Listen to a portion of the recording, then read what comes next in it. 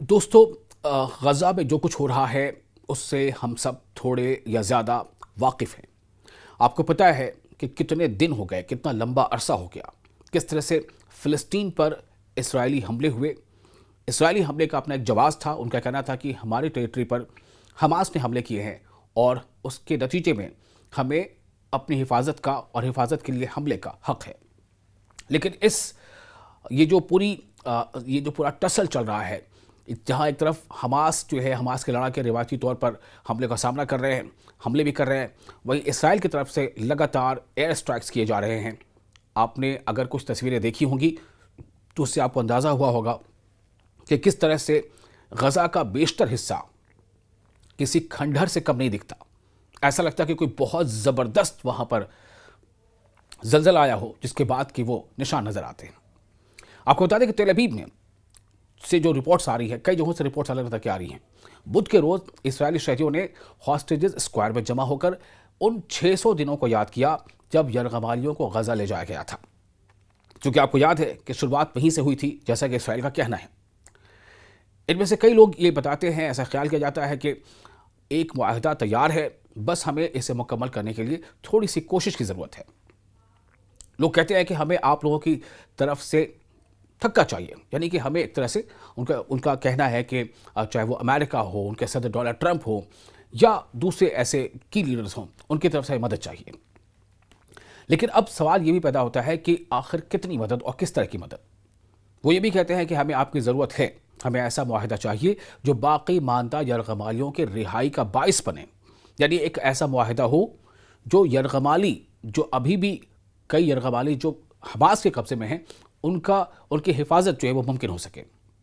آپ کو یاد ہے کہ انہی یرغمالیوں کی وجہ کر اسرائیل نے لگاتار جارحانہ رخ اختیار کیا، اور جس طرح سے اسرائیل کی طرف سے لگاتار حملے ہوئے، اور ان حملوں میں جو اب تک کے اعداد و شمار ہیں اس کے مطابق 50,000 سے زیادہ جانیں فلسطینیوں کی، غزہ کے شہریوں کی جا چکی ہیں، اور ان میں زیادہ تعداد ہے وہ بچوں اور خواتین کی ہے۔ اسی وجہ آپ کو بتا دیں کہ ڈونلڈ ٹرمپ کے خصوصی ایلچی اسٹیو وٹکوف نے کہا ہے کہ امریکی انتظامیہ ایک نیا ٹرم شیٹ جاری کرنے کے قریب ہے جو اسرائیل اور حماس کے درمیان عارضی جنگ بندی کے اصول طے کرے گا۔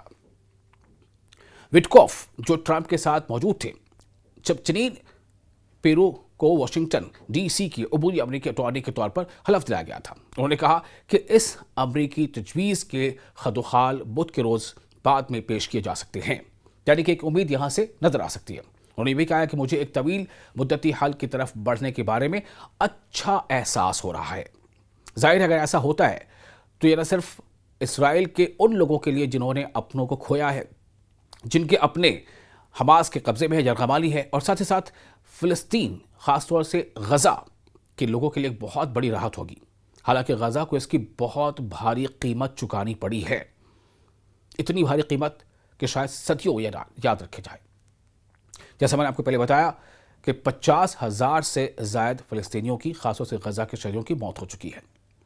ایک عارضی جنگ بندی اور ایک پرامن حل، اسی کی سب کو امید ہے۔ غزہ میں جنگ اس وقت شروع ہوئی جب 7 اکتوبر 2023 کو حماس کی قیادت میں شدت پسندوں نے جنوبی اسرائیل پر حملہ کیا، جس میں تقریباً 1200 افراد ہلاک ہوئے، جن میں زیادہ تر عام شہری تھے، اور 251 افراد کو یرغمال بنا کر غزہ لے جایا گیا۔ حماس اب بھی 58 یرغمالیوں کو رکھے ہوئے ہیں، جیسے میں نے پہلے بتایا تھا کہ کئی یرغمالی ابھی بھی حماس کے زیر قید ہیں، اور ان 58 میں جن میں تقریباً 1/3 کے بارے میں خیال ہے کہ وہ زندہ ہیں، باقی یرغمالیوں کو فائر بندی کے معاہدوں یا دیگر معاہدوں کے تحت رہا کیا گیا۔ اسرائیلی فورسز نے 8 یرغمالیوں کو بچایا اور درجنوں لاشیں برآمد کی۔ اسرائیل کے جوابی حملوں میں غزہ کی وزارت صحت کے مطابق اب تک 54,000 سے زائد فلسطینی مارے جا چکے ہیں۔ میں نے آپ کو یہ آنکڑا بتایا تھا کہ 50,000 سے زائد۔ وزارت کا کہنا ہے کہ ان میں زیادہ تر خواتین اور بچے شامل ہیں، لیکن وہ شہریوں اور جنگجوؤں کے درمیان فرق نہیں کرتی۔ تو مجھے امید ہے کہ یہ ویڈیو آپ کو پسند آیا ہوگا۔ ایسے ہی حقائق پر مبنی لگاتار کچھ ایسی چیزیں، کچھ ایسی واقعات اور کچھ ایسی جو جانکاریاں ہیں وہ ہم آپ تک پہنچاتے رہیں گے۔ آپ سن رہے تھے اپنے ہم سفر، اپنے میزبان محمد وصال اعظم کو، اور یہ جو سوشل میڈیا پلیٹ فارم ہے یہ ہے نیوز 18 اردو۔